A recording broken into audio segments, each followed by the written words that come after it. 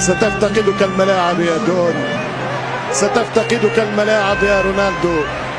رونالدو هو اللي يضغط باب باب باب باب باب باب باب باب باب باب باب يا كريستيانو. ما شاء الله ما شاء الله يا كريستيانو. لما يكون عندك كريس ما تخافش. كريستيانو يتصرف كما تصرف ونصر اليوفي، كما تصرف في اليونايتد في الحقبة الذهبية، كما جعل ريال مدريد في سنوات العز عز. نعم البرتغالي. يا برتغال، يا كريسا، يا كريس يا معذبهم، يا رونالدو يا كيدهم، يا مدمرهم يا حقرهم، يا رونالدو يا معذبهم يا حارقهم. مش ممكن يا كريس، دافع الذي لا يمرض ولا يموت.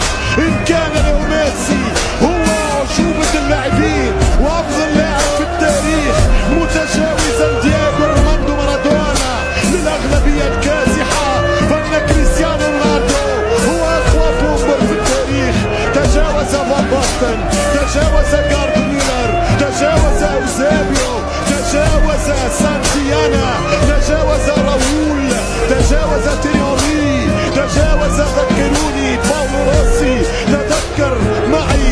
تذكر معي فإن الذكرى تنفع المؤمنين.